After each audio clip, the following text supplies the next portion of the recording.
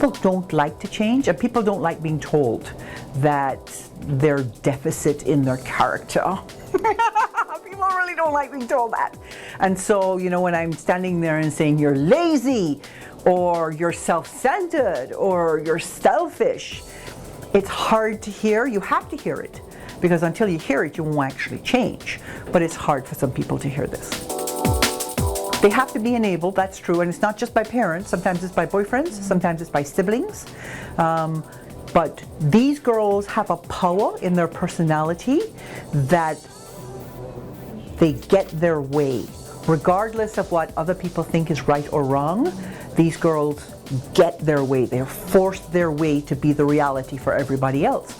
And so you have a young girl, a younger sister, who doesn't really want to hand over her credit card to her princessy sister, but her princessy sister just beats her up verbally until she finally just gives over with the credit card. And so it's not a matter of thinking I'm doing the right thing, it's just a matter of I can't fend her off.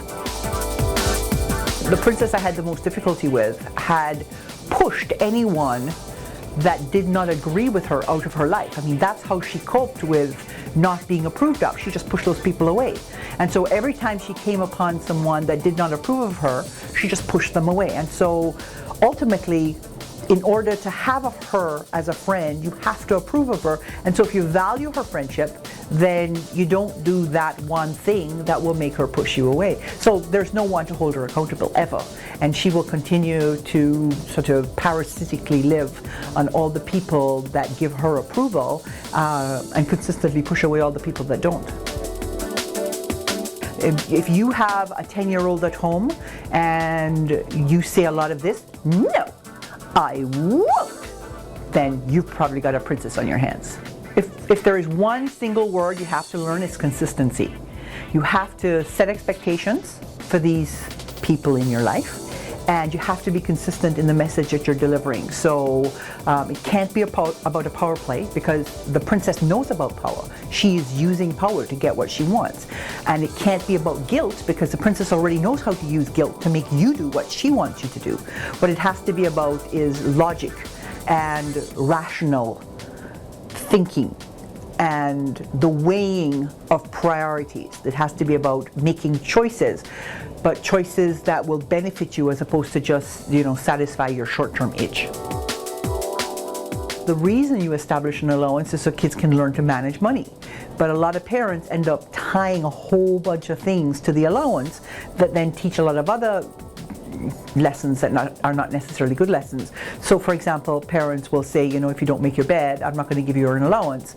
And that's the, I have the power, so, and I have the money, so you do what I say or you don't get the money.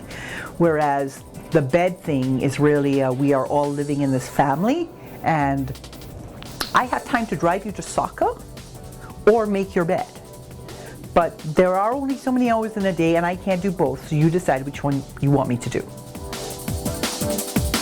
I think some kids who sort of glom onto those brands, it's because they're not sure of their own image, and so what they're trying to do is go with something that's safe, that they know other people will approve of, and so they cling to the brands that are getting the approval from their peers. I think one of the things that we have to do is encourage our kids to be individuals. It's very interesting that there are some cliques of kids that follow certain patterns, and they will all say that they are individuals, but when you look at them, you can't tell them apart. I mean, you know, emo kids are all emo kids. They all look exactly the same to me, with the eyeliner and the black jeans and the whole bit, the piercings in their lip.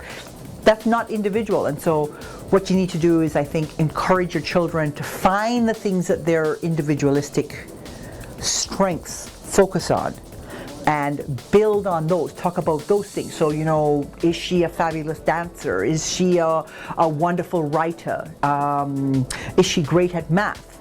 And say, you know what, those are the things you're really good at. You don't have to worry so much about the name on your t-shirt, because you're so fabulous at this that pales in comparison.